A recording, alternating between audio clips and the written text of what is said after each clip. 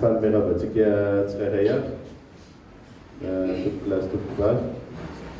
na mpiantso anareo mpanao gazety izahay androany izay hoezanay na ny tenako manokana na ny karazana rehetra atao mikasika ny raharaham-pirenena.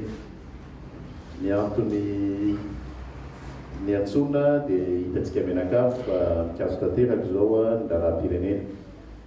Sahirana ny antom-panjakana rehetrarehetra noho ny fisian'olana eto amin'ny firenentsika. Olana izay azo heverina fa azo vahana kanefa ao anatin'ny fizerizeriana tanteraka isika menakavy ka tsy maintsy izay no antony anehoana hevitra aloany sy fitondrana vahaolana. Ny vahaolana izay efa nentinay omaly ary ny andrasana valy satria raha fandinianay anazy dia izay no aingana indrindra mahanan'olana eto amintsika aloha dia ny fisoana any amin'ny fifidianana. Ka dia eto izay dia mangataka ny cour électorale spéciale mba histatue malaky mikasika ny requête izay nataonay mikasika ny disqualification sy ny famoahana ny listre ireo officiel andreo ilatsako fidiana amin'ny 7 ny volana Jolay ho avy zao. Satria io ingana anankiray io tena ahafahantsika miroso makany amin'ny fifidianana. Efa hita ary efa voaborofo fa tsy mitombona loatra ilay filazana fa misy de contenu français cas de force majeure zay ngamba mahazatra antsika iray dia dikan'izany tokony hiroso malaky makany amin'ny fifidianana isika. Ka didin'ny cour électorale spéciale no manamora ny fandehanana makany amin'izany fifidianana izany ao anatin'ny fanarahana ny lalàna tanteraka. Izay ny fiangaviana ataon'ny malagasy miara-miainga mba ahafahany tsirairay avy na reo latsaka filoham-pirenena na reo latsaka solombavambahoaka mba miomana ampitoniana amin'ny fiatrehana ny fifidianana zay tiantsika ho tanterahana ary zay ekeny ny besin'ny maro fa io ihany ny lalatokana ahafahana mivoaka amin'izao crise zao. Eto zay dia manao antsoavy amin'ny tompona raiky mpanjakana isan-tsokajiny mba hanaja tsakany sy andava ny lalàna velona eto amin'ny firenena satria raha izao no mitoy dia hokorotana lavarenina eto amin'ity firenentsika ity. Isika zay tompona raikitra amin'ny androm-panjakana rehetrarehetra na tompona raiky mpanjakana dia tokony ho modely amin'ny fanarahan-dalàna satria izay ihany no ahafahantsika mivoaka amin'izao olana izao. Enatra ho an'ny firenena malagasy ny zavatra miseho amin'izao fotoana izao. Enatra ho amin'ny tsika tompona raiky mpanjakana rehetrarehetra sy ny voaka malagasy tsirairay avy. Ka dia mba miantso ny feon'ny feritrereta ny tsirairay avy mba mitafy enatra ihany no fisiraha ihany tsika menakavy ary tsy sasatra isika menakavy miantso ny anaran'Andriamanitra kanefa raha mifahafantarako azy tsy sitraka Andriamanitra ny ampijaliana ny zanany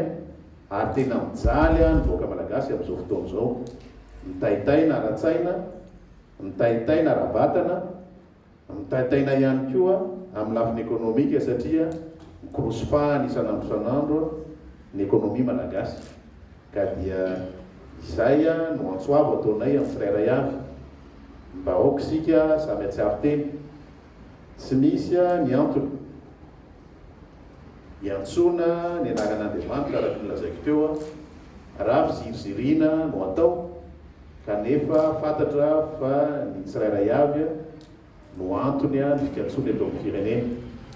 Tsy misy antony hiantsoana azy, tsy misy hitetezana fiangonana hitoriana ny filazantsara, hitoriana ny tenin'Andriamanitra kanefa ny tena mahatsapa fa ny tena no antony izay fikantsoana eto amin'ny firenena. Tsy misy antony hanaovana fitaovam-pivavahana hetseroa nefa ny tena mahatsapa fa tena ny tena no antony mampikatso ny firenena. Ka dia aoka ary zay ny mahasaripady ny fanarahan-dalàna aoka mba mahalaika ny repoblika zay ny anketsika sy ny sy ny constitution zay lany farany teo mba hoajaitsika tsaka ny siadavany ary mba ho modely ny tsirairay avy am'izay fanarahan-dalàna zay. Inona tokoa moa ny zavatra iseho eto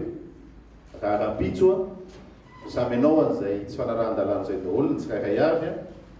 ka ny mpandraratsy andoetra afaka miandry ary angataka fotoana ny mpividy entana tsy andoha vidin'entana satria afaka miandry satria tsy misy tsony zany ny lalàna am'fe atsika menakafy ka dia miantso ny feon'ny feritreretany tsirairay avy am'izay ho avy ny firenentsika ity no antony nanaovanay am'izao fiantsona nareo mpanao gazety zao fa indrindra any ampelatana ny CES ny famahana ny olana androany avoay ny listre manara-dalàna ho an'ireo olona tokony hilatsaka ho filoham-pirenena dia angoso makany amin'ny fifidianana isika tsirairay avy fa aoka tsy ho avilivillitsika ny tantara ka manjary misahotaka ny vahoaka malagasy tsirairay avy. Mikasika an'izay indrindra dia mamelana areo ametraka anamafy ilay zavatra efa nolazaiko ihany farany teo mikasika ny zavatra niseho teto amin'ny firenena. Izahay dia tsy anaiky ary tsy manaiky ny anaovana tsinitsininy ny tolona nataon'ny voaka teto tamin'ny 2024. Ny tiako marihana dia lasa natao fitaovana io tolona io amin'izao fotoana izao mba ahafahana manatanteraka ny eritreritra rehetrarehetra tsy mandeha makany amin'ny fanovana tia mivoaka ny tanterahana. Tiako marihana amin'izany raha nivoaka reny fanapahan-kevitry ny Union africaine ireny dia betsaka noho ny laza ary misy fanazava-kevitra zay nataonay ary ny nataon'ireo mpitsara miaraka atao aminay ho zaraina amintsika fa tsy nisy idirany mihitsy no hoe hetsi-bahoaka tamin'ny 2024 sy ny nahatonga ireo olona 5 am'zato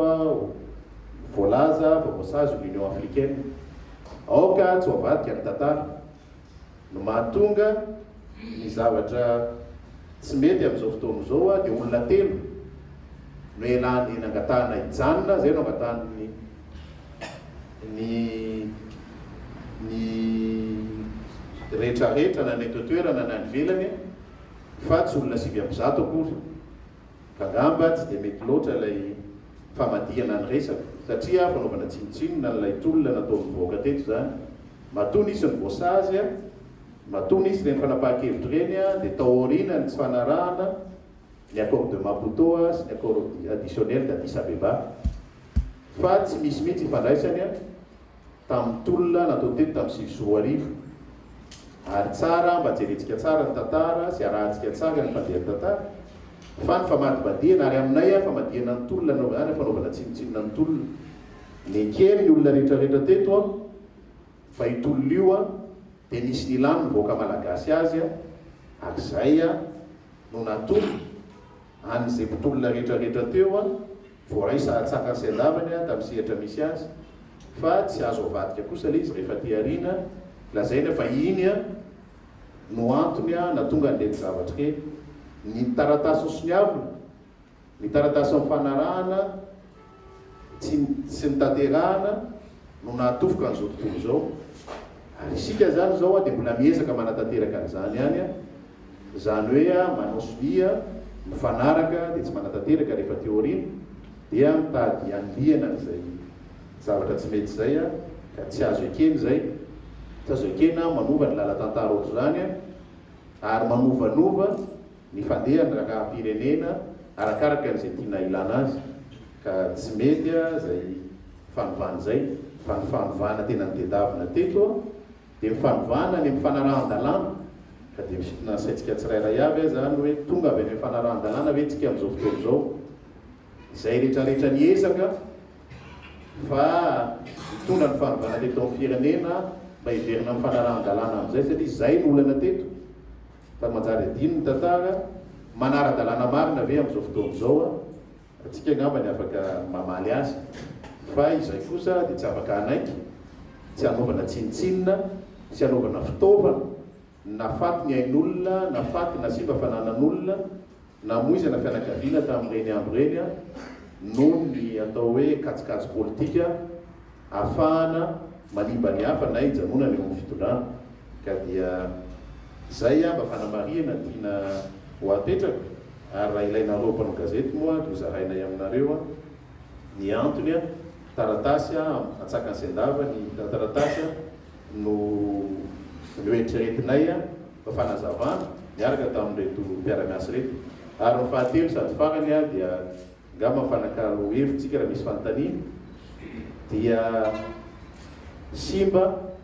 ary tena simba no avy ny firenentsika tsara misintona ny sainy tsirairay avy fa mitsika miteny zao dia noho ny tsy fisiny ny fiodonan'ireo atao hoe tetikasa maro eto amin'ny firenena dia efa manomboka isorona tsy kelikely reo tompona andraikitra isatsokajiny na ny amin'ireo tetikasa ireo na no tompona andraikitra rehetrarehetra ka fina any amin'ny firenena nivelany sabotra amintsika sabotra ho an'izay tondreo ary sabotra ho an'ny voaka malagasy ny amerina tsy kelikely indray an'ireny atao hoe expert na tompona andraikitra isatsokajiny ireny ampandroso amin'ny firenentsika ity raha ny raisina fotsiny na mikasika raisiko fotsiny ohatra mikasika an'ireny tetikasa avatsy ny mpamatsy volavolo ireny dia efa maro amin'izy ireo nefa tsy maintsy nesorona reo teratany malagasy zay niasa na mampolo taona ny tao zany hoe efa manana ny traikefa zay tena avolenta ka voatery na lefa any Malia na lefa any Niger any amin'ny firenena hafa amintsika miteny zao reo teratany malagasy ireo nandeha niasa mba tsy afaka miasa eto amintsika fahaizana nanany fahalalana nanany fa noho ny fikatsomina raha-pirenena dia lasa nalefa nivelany amin'izao fotoana zao loza tatao amin'ny firenentsika zany ka mba hanairana ny sain'ny tompona andraikitra tsirairay avy satria ho sabotra amintsika ny amerina ireo manampahaizana malagasy ireo eto atao amintsika ahafahana mampandroso amin'ny hoavy ty firenena ity ka dia zay no amaranako azy ngamba manao antsoavo amin'ireo tompona andraikitra rehetrarehetra ary indrindra amin'izy telo mianaka zay miziroziro ireo any am-pelatananareo sy ny cour électorale spéciale no avy ny vahoaka malagasy roapolo tapitrisa ka asa ny feon'ny feritreretanareo sao raha tompoko